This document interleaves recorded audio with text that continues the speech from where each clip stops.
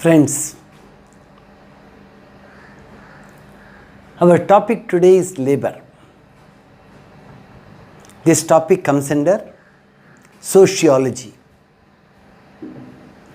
Look around at the society. How does it function? How is that we are being called as social animals? We have come together with a certain purpose. In the animal world, you find living beings having perfect coordination and working together.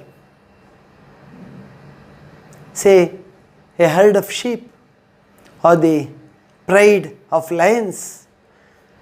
8 to 10, 15 lions, they stay together all the time. They live together. But tigers, if you observe, they'll be alone as they hunt. They live separately. Now look at the human society. We have an absolute understanding. We all know it well that we will not be able to live a good life when we stay isolated. We can't live our life all alone. It is very difficult. Look at this society. Farmers grow crops. They grow grains, vegetables, fruits. You have weavers who weave clothes. Those cloths are brought into different designs and dresses are made by tailors. Say, farmers, weavers, tailors, cobblers, shopkeepers, vendors. You get hundreds of different professions in our society. Those who teach, they are teachers. Those who give medicines, they are doctors. Those who construct buildings and dams, you call them engineers. Those who draw and paint, you call them artists. Those who design buildings, they are architects. No end to this. You go on writing. Now our life is made one with lot of happiness because we all live together. We get helped by all these people. In turn, we too contribute to this society. See, this is where labor sets in. How are you going to compensate the work done by others? In olden days, barter system was there. Today, they are paid. You pay. No doubt, there are jobs for which you don't pay at all. Jobs with pay, jobs without pay. But this much is certain. We all have come together. We have joined hands with each other. 8 billion people in the world, we have joined hands with each other. We cooperate, we help each other, we do our labor in an efficient way. We give out our labor in an efficient way and serve the society. And in turn, get helped by all. So everyone does some sort of labor or the other. We may be highly skilled. Say, tailoring is a skilled job. Teaching, you need skills. It's a skill-based job. Doctor, it's a skill-based job. Manual work, you have to just carry soil and mud from one place, carry it and dump it to another place. Now it doesn't need much skill. You don't have much to learn about that. It's unskilled. Say we come to division of labor. We have divided work in our society. We don't do everything on our own. It is impossible. You cannot know everything. You go to those people who know about it and take their help. So labor gets divided in this society. What did Plato tell about it? Plato is a great political philosopher from Greece. Plato, Socrates, Aristotle, they were the three great political philosophers who hailed from Greece. Plato says human society is formed based on natural inequality. We are equal, no doubt. We all pronounce we are all equal. But when it comes to our capability to work, the accommodation that we have to undergo to take up a skilled job, we people differ from each other.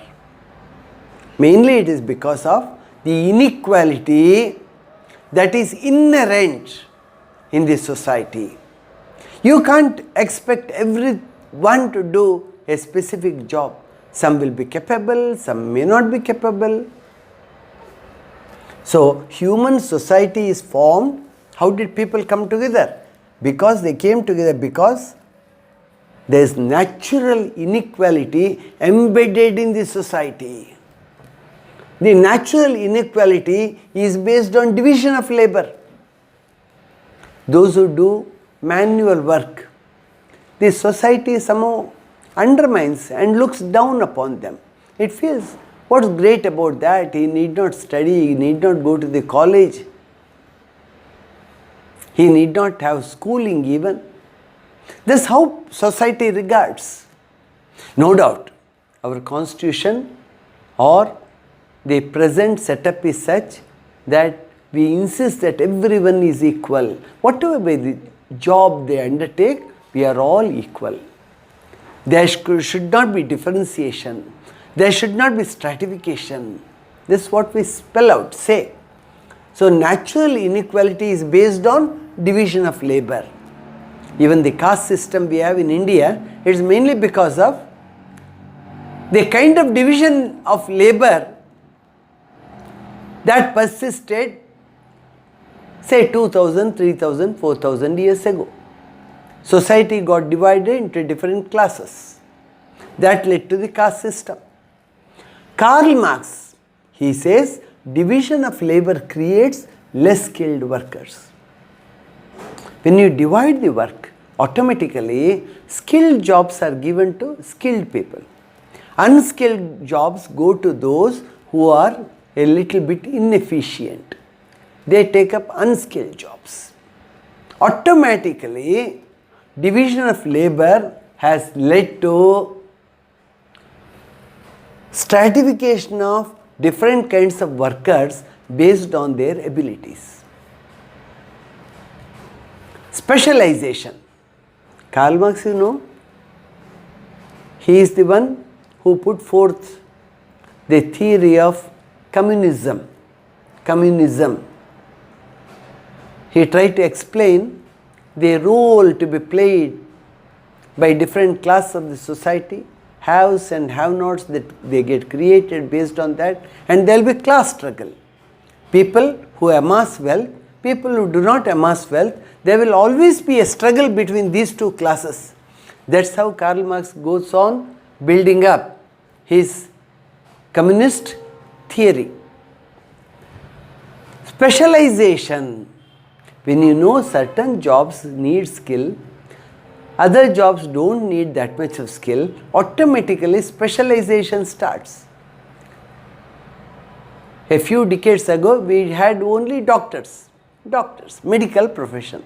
Today, within the medical profession, you have lots of different new professions that have come up, or even the skills of the doctors based on what they have learnt and what they have practiced, they are put into different categories.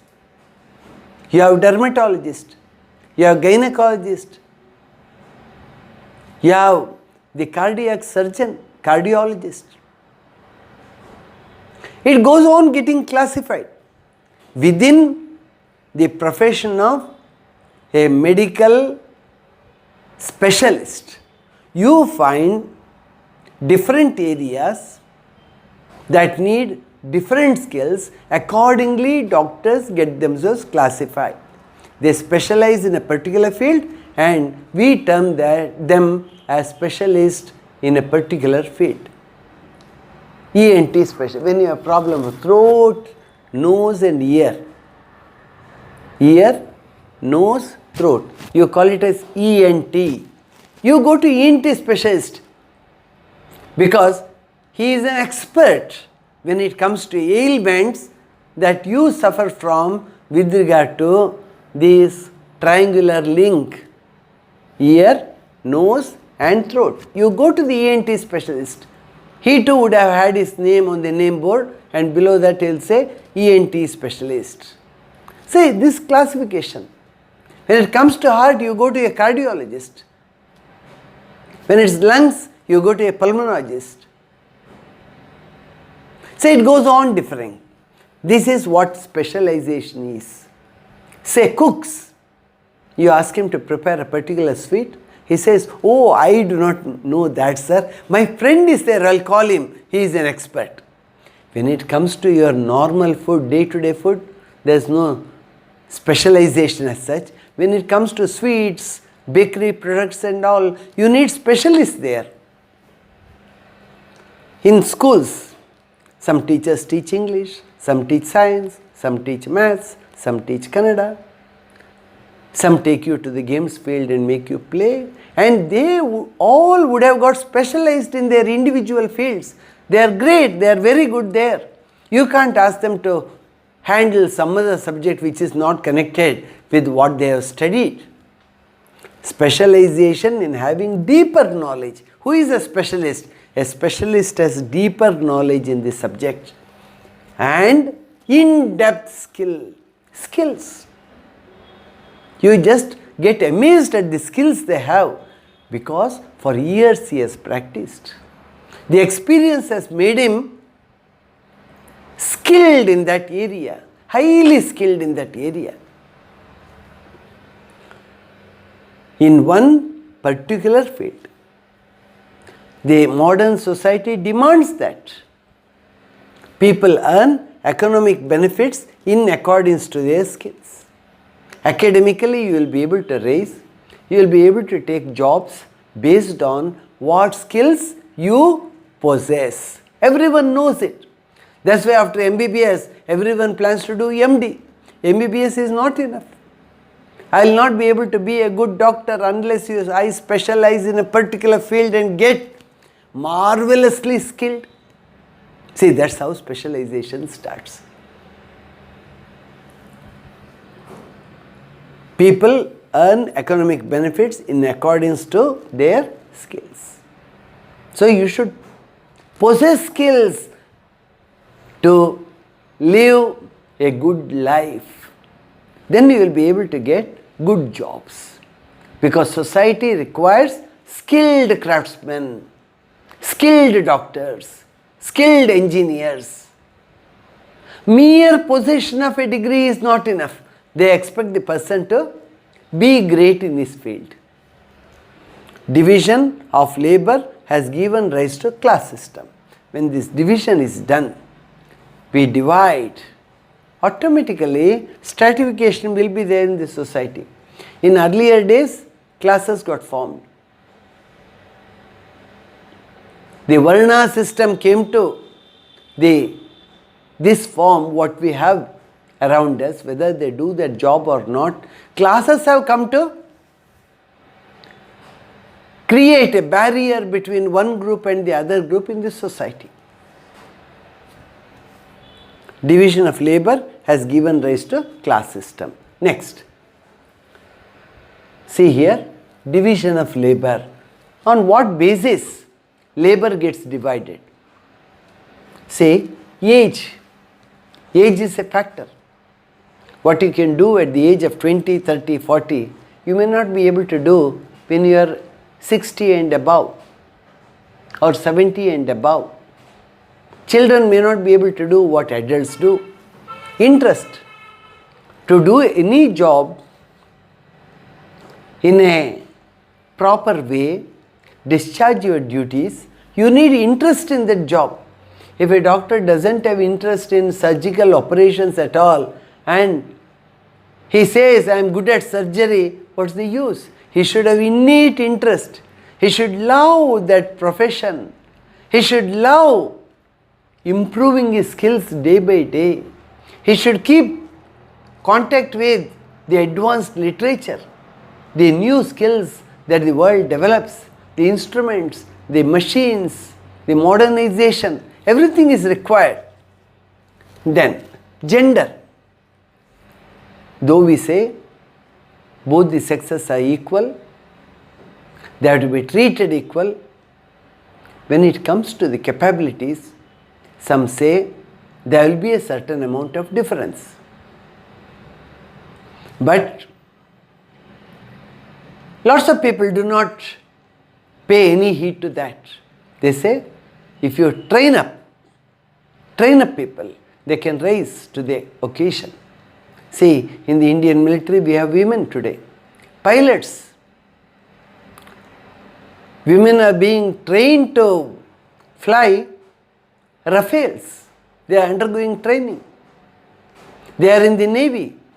They are in the land force. They are doctors and surgeons. They are professors. They are in the police department.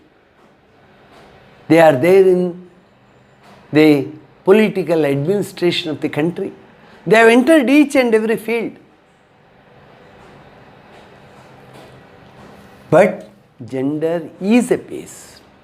See, lots of women, they prefer to become teachers. Men, they don't like to be teachers, they go to other professions. Automatically, there is some kind of division of labor. You see that? Talent. What talent do you possess? How much of talent do you have?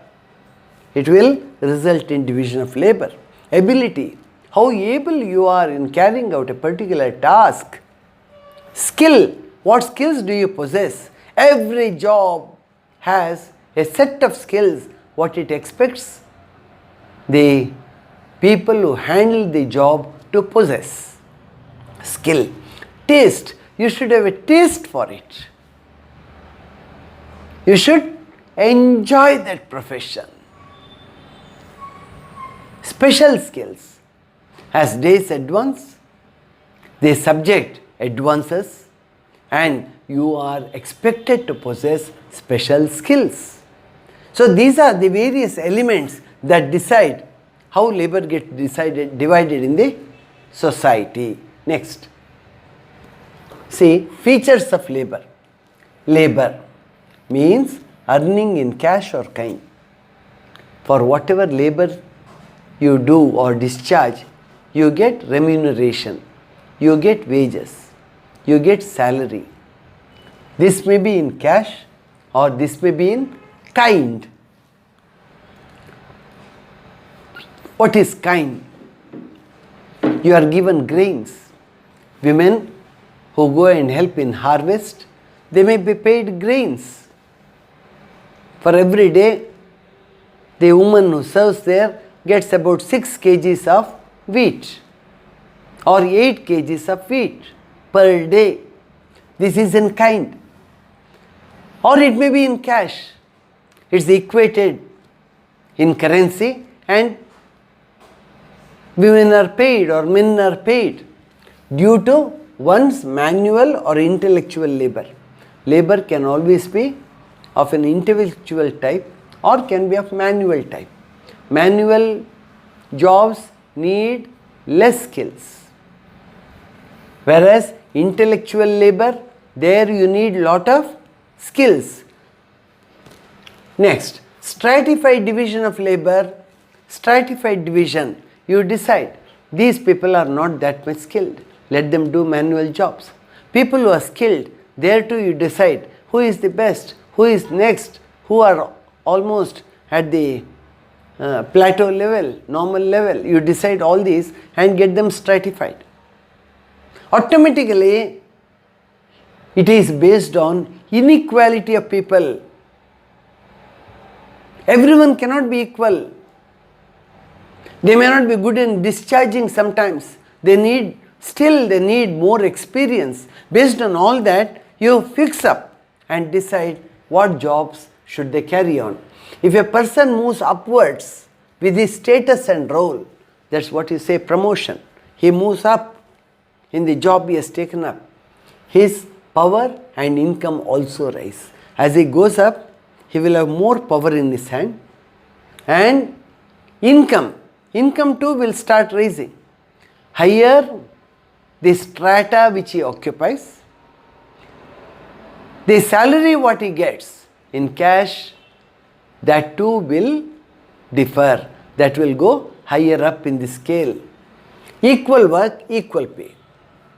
Actually, when we say all people are equal, we may do any task, any job, any labor we may take up, but it should be based on equal work, equal pay. Everyone, if he is working for 8 hours, salary that the head gets should be the same as the one at the bottom gets. Equal pay for equal work. Anything that goes against this dictum, this rule, dictum is rule, is termed as inequality in labor. But you can't wipe off easily. Society has come a long way. There has been a lot of improvement. But still, the stratification with regard to salary is there. People higher up the ladder get a higher scale of pay. People at the lower level, they get a lower pay. That is inequality. Pay is not equal. Based on the capabilities and skills, they vary from person to person. Differential payment is called discrimination. When you pay differently, it is called a discrimination. Discrimination is not accepted. Women and men get different compensations though they engage in the same work. Say building construction. Women are engaged in carrying bricks to higher levels. Their job is to go, deposit, come back, pick up more, again go. The whole day they will be doing the same thing. But the masons, they will be doing the same work for 8 hours. They may not be carrying, they will be building.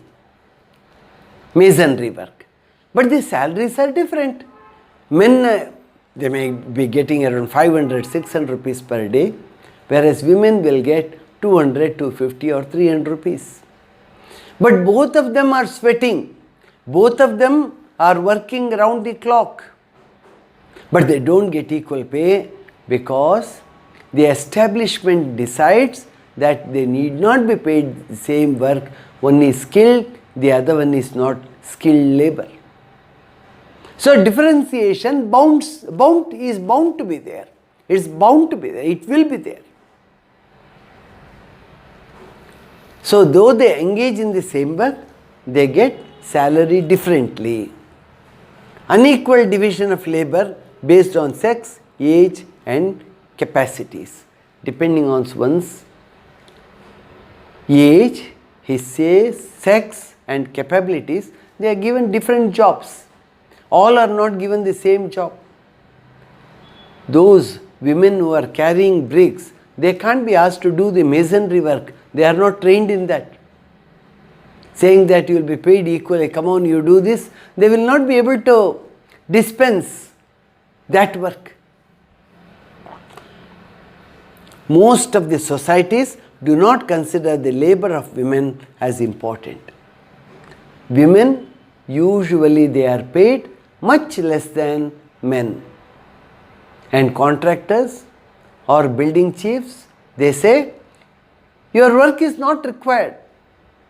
But women insist that they be taken in because they have to run the family.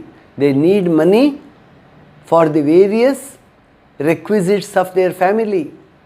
Husband's salary alone may not be enough. It is also possible husband may be spending whatever he earns on liquor and just while it away, and women need to get some money for running the home, the economy of the home. but they are treated differently. They get different salaries. Unequal division of labor is more evident in villages.